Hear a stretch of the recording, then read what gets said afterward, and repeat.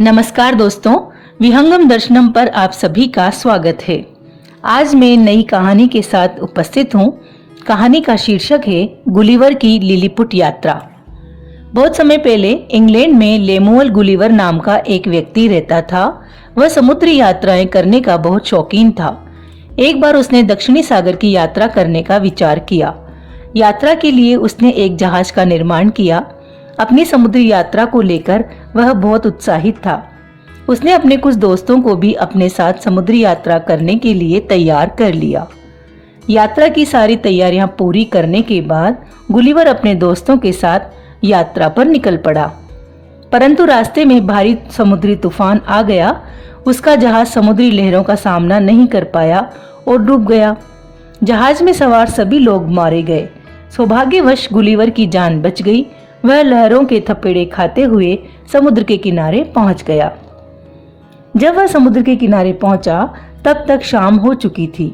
उसे दूर दूर तक न तो कोई मनुष्य और न ही कोई घर नजर आ रहा था। अधिक थकान और भूख के मारे वह बेहोश हो गया। कुछ देर बाद जब उसे होश आया तो वह हिलडुल नहीं पा रहा था। उसके हाथ पांव रस्सियों से बंधे हुए थे। उसे अपने आसपास कोई दिखाई नहीं दे रहा था। उसे अपने चारों ओर से सिर्फ आवाजें ही सुनाई पड़ रही थी। उसने ताकत लगाकर उठने की कोशिश की। उसके आसपास इकट्ठे सभी लोग दूर भाग गए। उन्होंने उस पर अपने भालों से हमला करना शुरू कर दिया। उसे वे भाले सुई जैसे प्रतीत हो रहे थे। उसने सोचा, मेरी भलाई इसी में है कि मैं चुपचाप लेटा रहूं, वरना ये लोग मुझे सुइयों से गोद डालेंगे। यह सोचकर वह चुपचाप लेट गया। गुलिवर के लेटते ही वे लोग उसे घेर कर खड़े हो गए। उसके शरीर के ऊपर कई लोग चढ़ आए थे। वे लोग आकार में बहुत ही छोटे थे। वे लोग अपने हाथों में धनुष, बाण, भाले आदि हथियार लिए हुए थे। वे सभी गुलिवर को आश्चर्यचकित होकर देख रहे थे। उनके लिए गुलिवर किसी दानव से कम नहीं था। गुलिवर समझ गया था कि अब वह उन छोटे छोटे मानवों का बंदी है। गुलिवर को भारी भूख लगी थी। उसने उनसे कहा, मैंने बहुत दिनों से कुछ खाया नहीं है। मुझे बहुत जोरों से भूख लगी है। मुझे खाना चाहिए। परंतु वे लोग गुलिवर की भाषा नहीं समझते थे और न ही गुलिवर उनकी। अंततः गुलिवर ने अपने मुंह की ओर अपने हाथ की उंगलियां ले जाकर उन लोगों को समझाया। तब वे लोग इसके इशारे को समझ गए। उन्होंने सीढ़ी लगाकर उसको खाना दिया। भरपेट खाना खाने के बाद गुलिवर गहरी नींद में सो गया। गुलिवर के सोते ही वे लोग उसके ऊपर उछल कूद करने लगे। उन्हें इससे बड़ा आनंद आ रहा था। तभी राजा के अधिकारियों ने गुलिवर को शत्रु समझकर कुछ समय तक बंदी बनाकर रखा। परंतु शीघ्र ही उन्हें एहसास हुआ कि गुलिवर उन्हें किसी तरह से हानि नहीं पहुंचा रहा है और वह उनका दुश्मन नहीं है।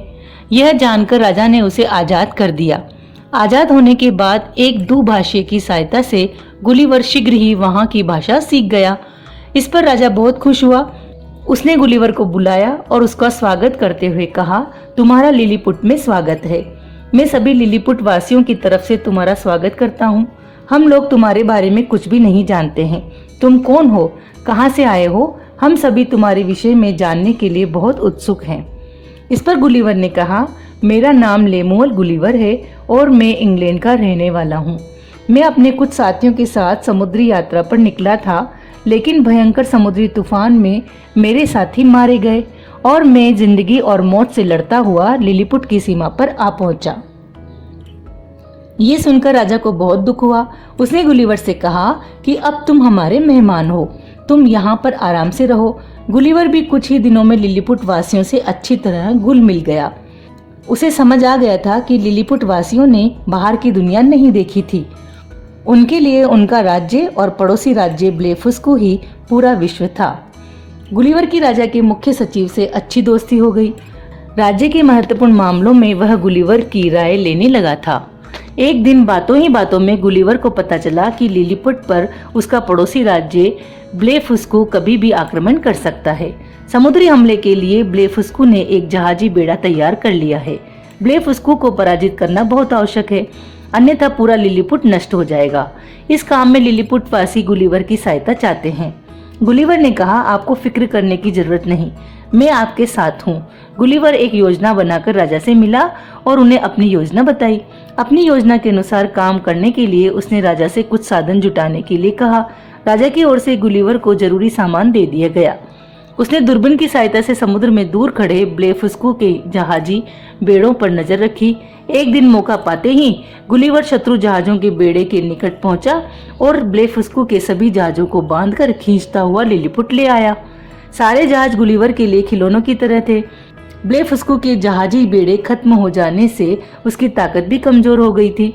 अब वह समुद्री हमला करने में असमर्थ था। जहाज नष्ट हो जाने के कारण उसे भारी नुकसान उठाना पड़ा। लिलीपुट पर हमला करने के बारे में तो वह अब सोच भी नहीं सकता था। उधर जब गुलिवर उन जहाजों को लेकर पहुंचा तो सभी ने उसका स्वागत किया। सभी लिलीपुट की जीत पर बहुत खुश थे। राजा ने गुलिवर के सम्मान में एक शाही भोज रखा। सभी ने उस भोज का आनंद उठाया, लेकिन अब उसे घर की याद सताने लगी थी। इसलिए उसने राजा से अपने देश लौटने की आज्ञा मांगी। राजा ने दुखी मन से उसे आज्ञा दी। गुलिवर ने अपने वतन वापसी के लिए एक नाव तैयार की। नाव तैयार होने पर उसने राजा और प्रजा से विदा ली। उन्होंने भारी मन से उसे विदा किया और उसे उपहार स्वरूप बहुत सारा खाने पीने का सामान, भेड़, बकरी, घोड़े आदि दिए। गुलिवर नाव में सवार हुआ और अपने सफर पर निकल पड़ा। राह में उसे एक जहाज दिखाई पड़ा। उसने जहाज को रुकने का संकेत किया और उसमें सवार हो गया।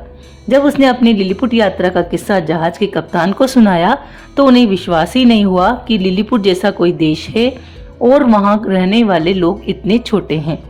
गुलिवर ने उपहार में मिले छोटे छोटे बकरी और घोड़े कप्तान को दिखाए। तब जाकर उन्हें भरोसा हुआ।